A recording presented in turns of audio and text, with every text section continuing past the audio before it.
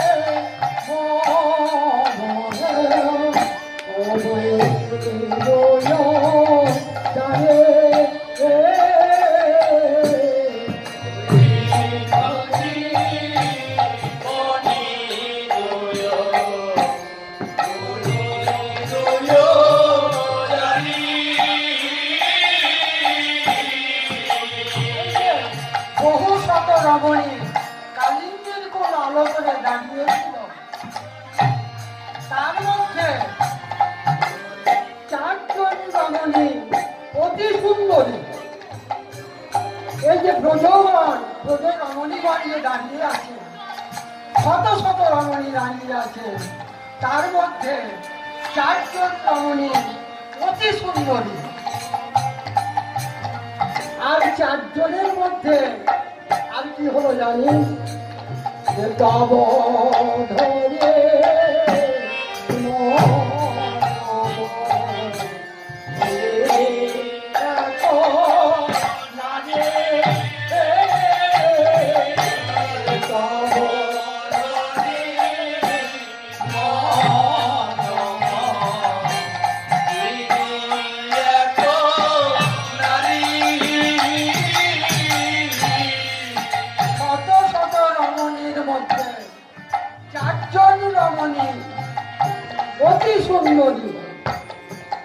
আবার এই চারজন রমণীর মধ্যে একজন রমণী এমনই সুন্দরী, তাকে দেখে আমি যেন পাগল হয়ে গেলাম।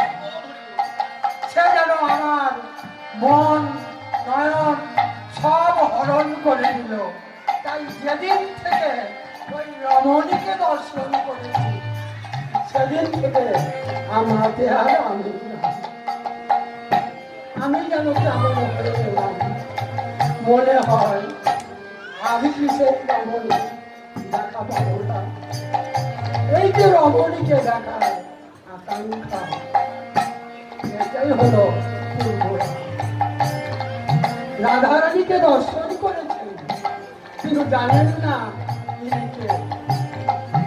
মনে হয় শত শত রমণীর মধ্যে চারজন রমণী সুন্দরী, আবার চারজন রমণীর মধ্যে একজন রমণী অতি সুন্দরী, যা রূপের তুলনা হয়। সেটাই আপনারা বুঝতে পারছেন কিন্তু কৃষ্ণ জানে না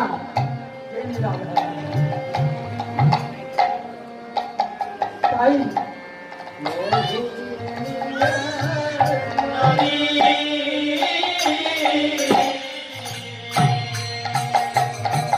এইবার সুবল আর নাগর কৃষ্ণ কথা বলা বলি করছে। এই মনের দুঃখের কথা বলা বলি করছে। হঠাৎ করে সেখানে বিশাখার সখী, রাধারানীর আটজন সখী থেকে ললিতা, বিশাখা, চিত্রা, চম্পক, লতিকা, ইন্দুরেখা, তারপরে তুঙ্গবিদ্যা, এই আটজন সখী। এই আটজন সখীর মধ্যে একজন সখী হল বিশাখা। কৃষ্ণ আর সুবল যেই স্থানে বসে বসে কথা বলছিলেন সেখানে হঠাৎ গিয়ে বিশ্বকা সেখানে গিয়ে উপস্থিত হলেন। এইবার কৃষ্ণ সুবলকে দেখে বিশ্বকা বলছেন, সুবল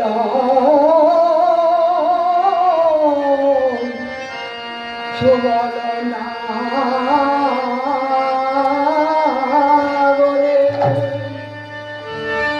নাগরে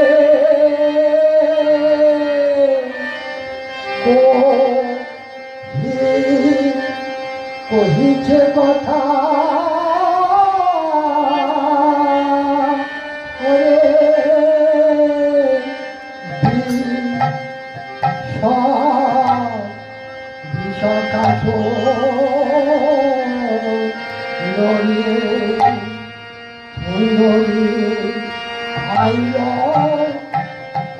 তথা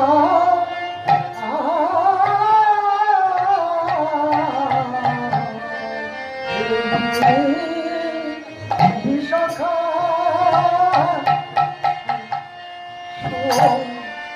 সুবল সুবল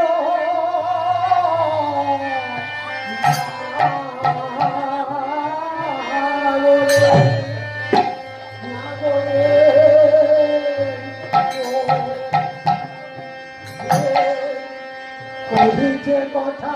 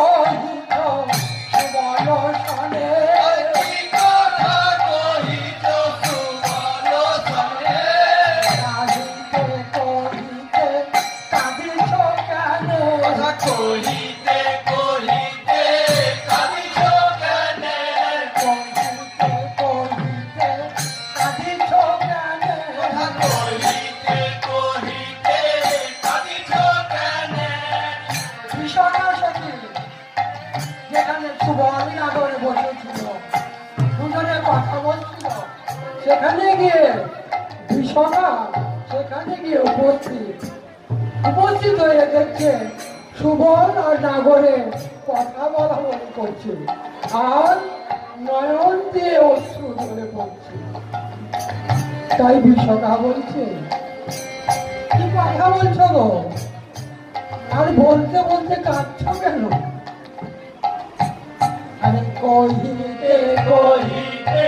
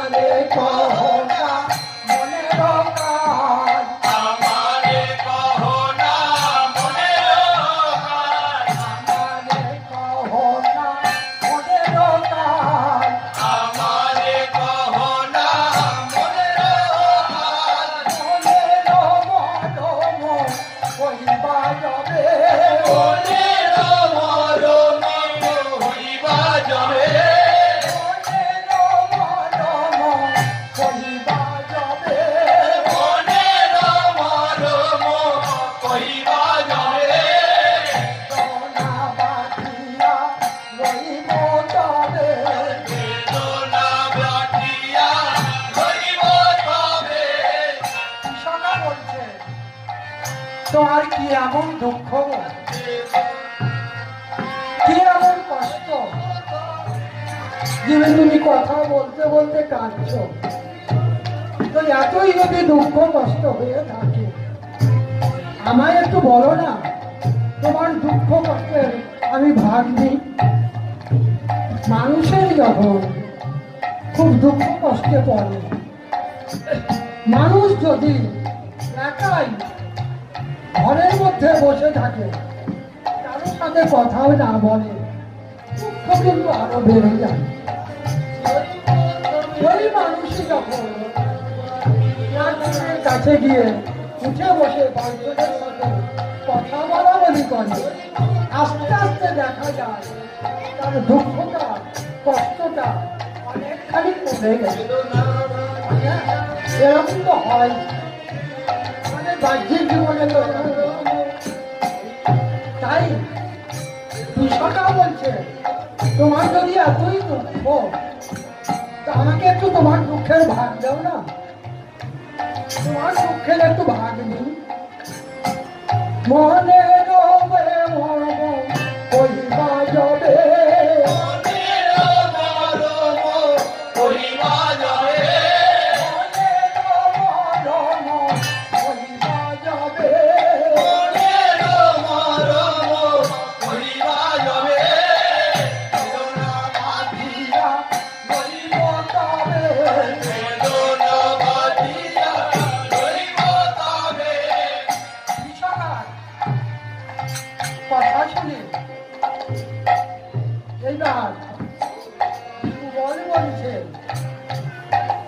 শুনি দুটি মুখে কয়ে ভাষা, শুনিয়া সুবল কয়ে ভাষা, শুনিয়া সুবল কয়ে ভাষা, শুনিয়া সুবল কয়ে ভাষা,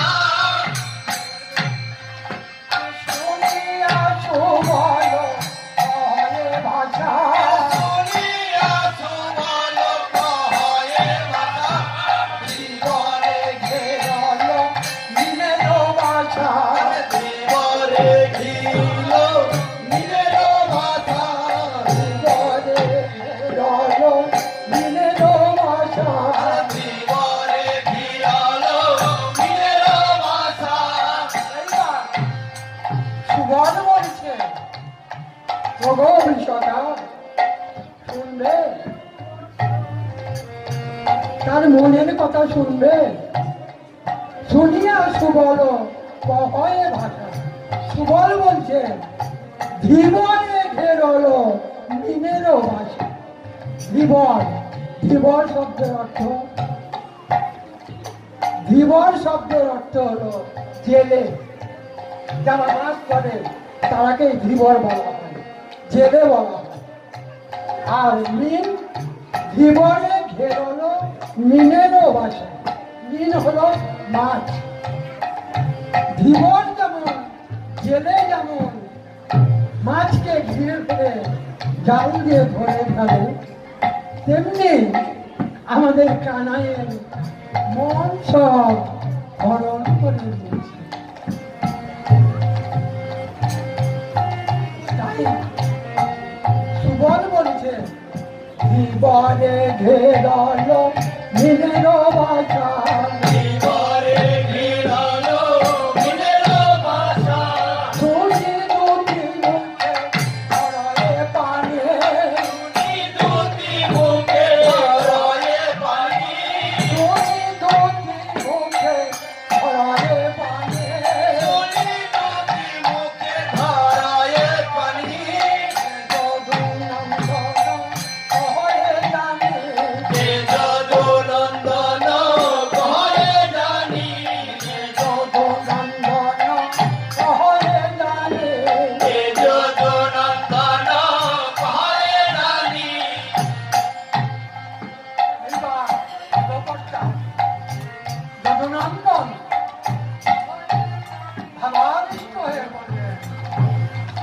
তুমি যা বললে সম্পূর্ণ সত্য কথা।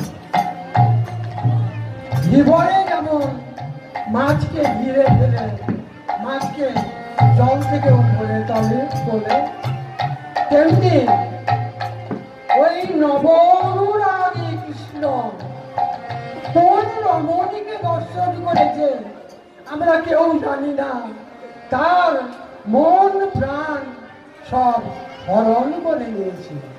তাই আজ কৃষ্ণ ওই রমণীর নাম মনে মনে জপ করছে আর নয়ন জলে ভেসে যাচ্ছে। তাই সুবলকে বলল যে, সুবল, আমার এই ভজনের কথা, আমার এই সাধনের কথা আর কারো নিকট বলিস। দেখুন, আপনারা যারা ভজন করেন তারা কি ভজন করে কারো নিকট কি বলবে, কারো নিকট বলবে। তাই কৃষ্ণ সুবলকে বলছে, কারো এই ভজনের কথা কারো নিকট বলিস না, তাহলে আর ভজন হবে। এই কথা বলতে বলতে কানাই বলছে, ওরে সুবল, আর কি বলবো বল। একদিন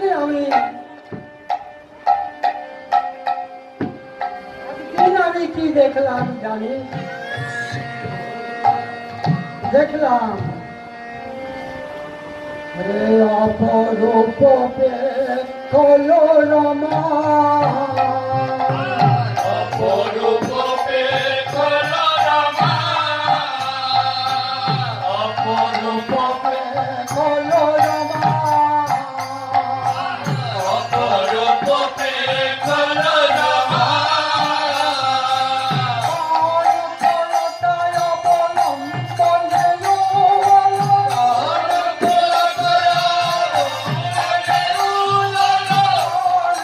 হলো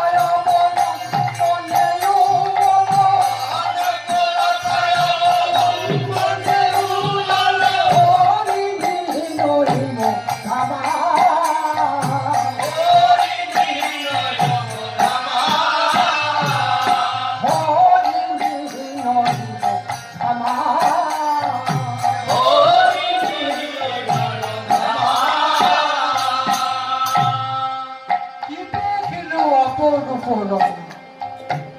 আমি কি দিয়ে একটি সুন্দরী রমণী দর্শন করলাম।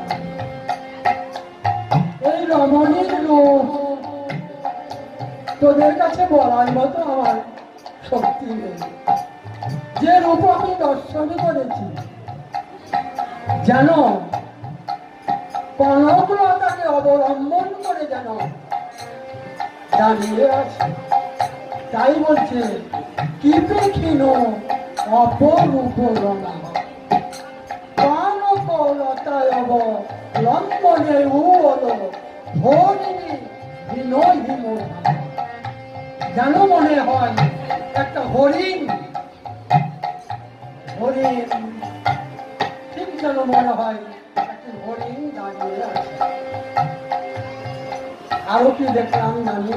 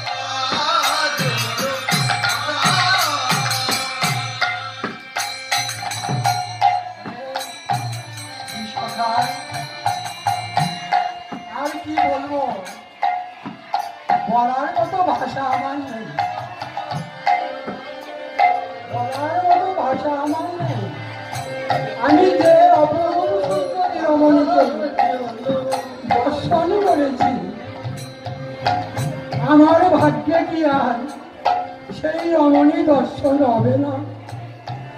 আর কি সেই রমণীকে দর্শন করতে পারবো না? আমার ভাগ্য এতই খারাপ, আমার মনে হয় আর কোনদিন সেই রমণীর আর দর্শন পাব না। দেখুন, এর আগে দুই পাড়া রাধারানীর পূর্বরাগ কীর্তন পরিবেশিত হয়েছিল। রাধারানীর পূর্বরাগ অর্থাৎ রাধারানী যেমন কৃষ্ণকে দেখে মনে মনে ভাবছে এই অপরূপ সুন্দর মানুষটির আর কি দেখা পাবো না। রাধারানী যেমন কৃষ্ণকে দেখার জন্য চঞ্চলা হয়ে আছে, তেমনি কৃষ্ণ ওই রাধারানী অর্থাৎ অপরূপ সুন্দরী রমণীকে দর্শনের জন্য পাগল হয়ে আছে। একই জিনিস, একজন রমণী তাই আগে রাধারানীর পূর্বরাগ 2 পালা হয়েছে, এইবার 2 পালা হবে কৃষ্ণস্ব পূর্ব। এই পালাটা কৃষ্ণস্ব পূর্বরাগ, এর পরের যে পালাটা হবে এটাও কৃষ্ণস্ব পূর্ব। এটা 24 প্রহর যজ্ঞ অনুষ্ঠানের প্রথম দিনের গান। তাই বলছে কে বলো আশা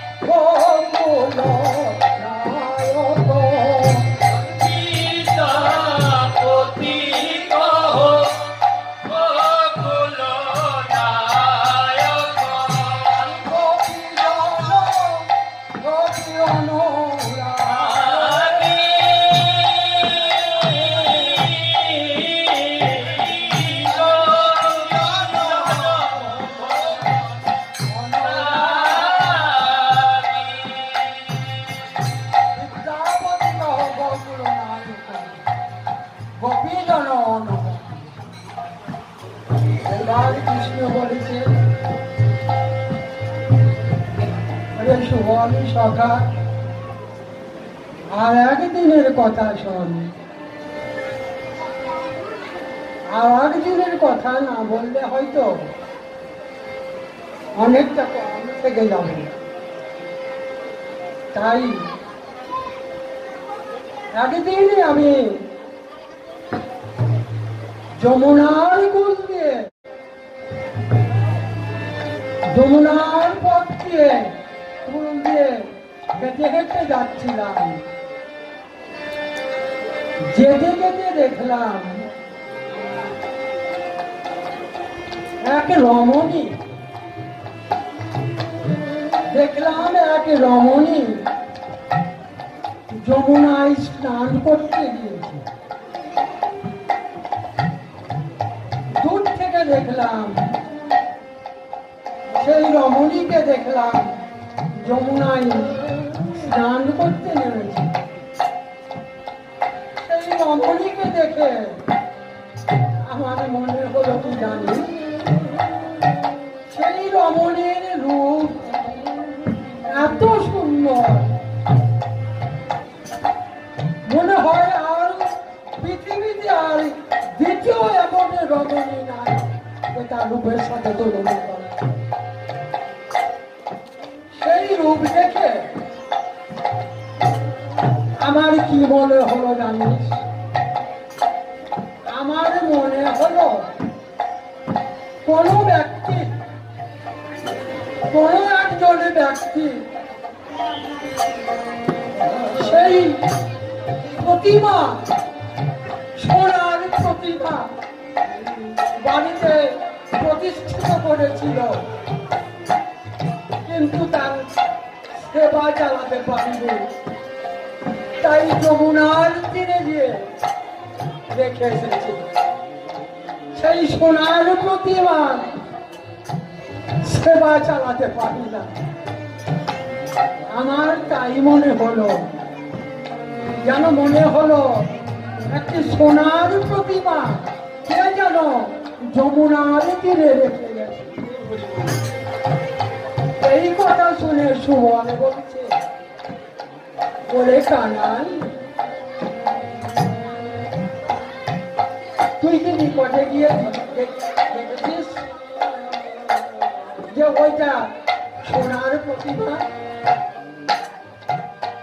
তার কি প্রাণ আছে? ওই প্রতিমার কি প্রাণ আছে? তুই কি নিকটে গিয়ে দেখেছিস? কানাই বলছে, না ভাই, আমি তো নিকটে গিয়ে দেখি নাই।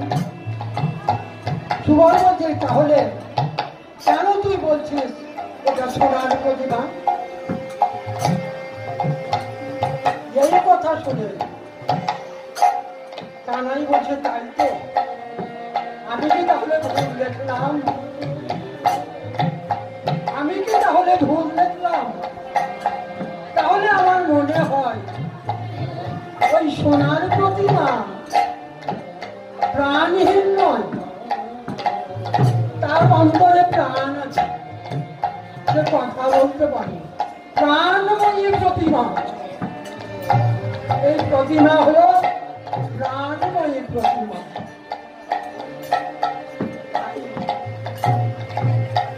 কৃষ্ণের কথা শুনে আমার পদকর্তা ভাবাবিষ্ট হয়ে বলছে, সজনী, সজনী, তাহলে শোনো। বলি, ও ধনী কে কহব যে সজনী, ও ধনী কে কহব যে সজনী, ও ধনী কে কহব যে।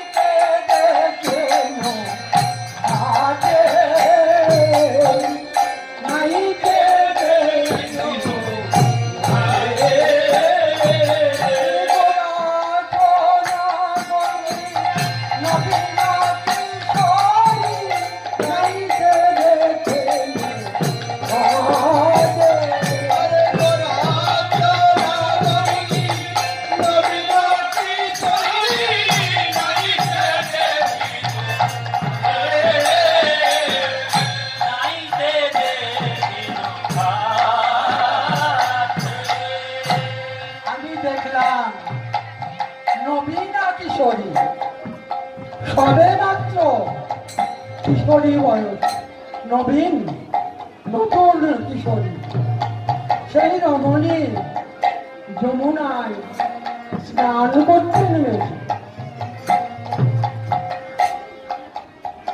আর কি দেখলাম জানিস? যমুনার কূলে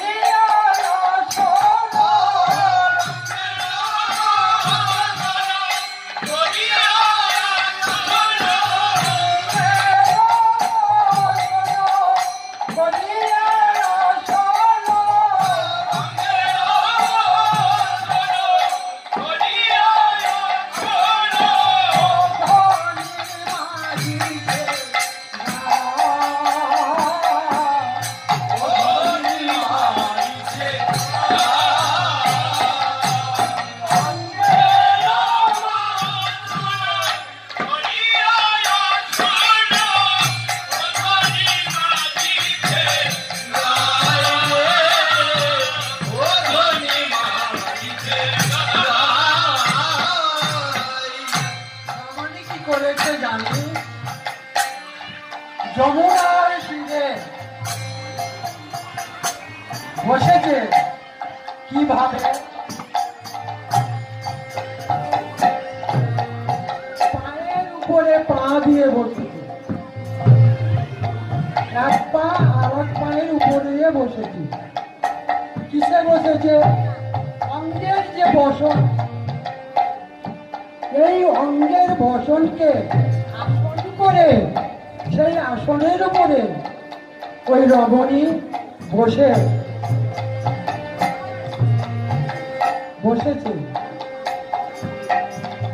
বসে তার অঙ্গ প্রত্যঙ্গ অর্জন করছে।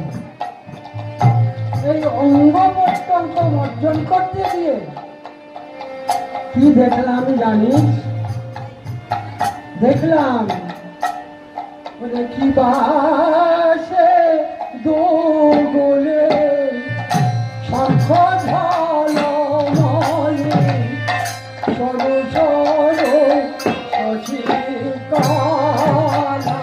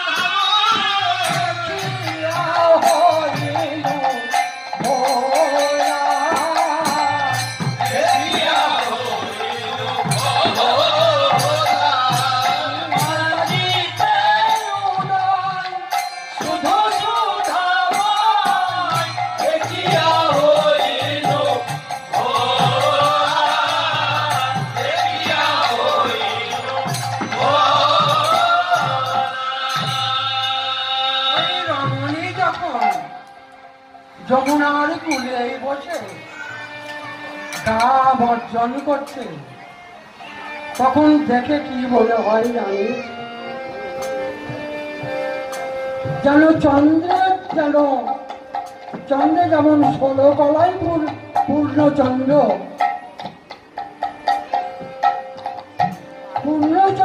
যেমন সরু সরু শশী কলাগুলো বিচ্ছুরিত হয়, তেমনি ওই রমণীর অঙ্গ প্রত্যঙ্গ হতে মনে হচ্ছে যেন অকলঙ্ক পূর্ণ শশী, যেন অঙ্গ ছটা শশী কলা যেন বিচ্ছুরিত হচ্ছে।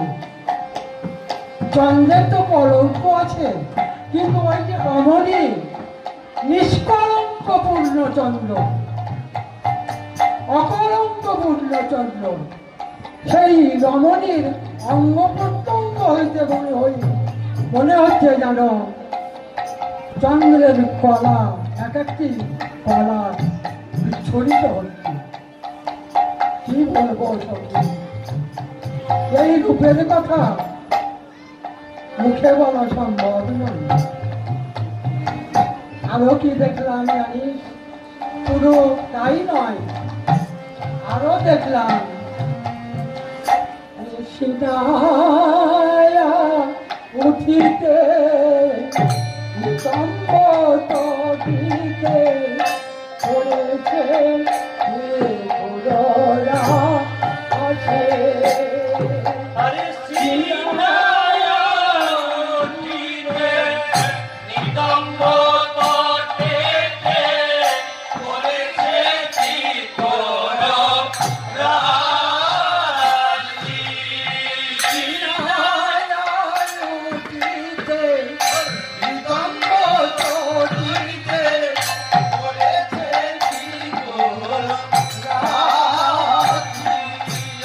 সীতায়া উঠিতে নিতম্ব তটিতে পড়েছে ঘোড়া রাশি।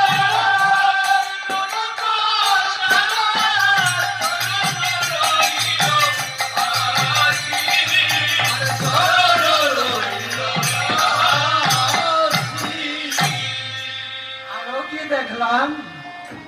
ওই রমণী যখন যমুনায় স্নান করে উপরে উঠে এসে দাঁড়ালো, তখন কি দেখলাম জানিস? সিনাইয়া উঠিতে নিতম্ব তটিতে পড়েছে চিকুর রাশি। স্নান করে যখন ওই রমণী উপরে এসে দাঁড়িয়েছে নিতম্ব তটিতে, নিতম্ব মানে কি গো? নিতম্ব মানে এই অঙ্গটাকে বলা হয়, এটাকে নিতম্ব বলা হয়। এখন রমণীর মাথার কেশ বা চুল তো লম্বা, বড় সাইজের হয়, তাই বলছে সিনাইয়া উঠিতে নিতম্ব তটিতে পড়েছে চিকুর রাশি। চিকুর শব্দের অর্থ হলো চুল। স্নান করে যখন রমণী উপরে এসে দাঁড়িয়েছে, তখন চুলগুলা এই পর্যন্ত তার এসে ঝুলে পড়েছে। তাকে দেখে মনে হলো কি, কাঁদিয়া আধার কনক চাঁদার স্মরণ রইল আছে। দেখে মনে হয় ওই যে চুল দিয়ে জল পড়ছে, সেই জলগুলা রাধারানীর চরণে পড়ছে।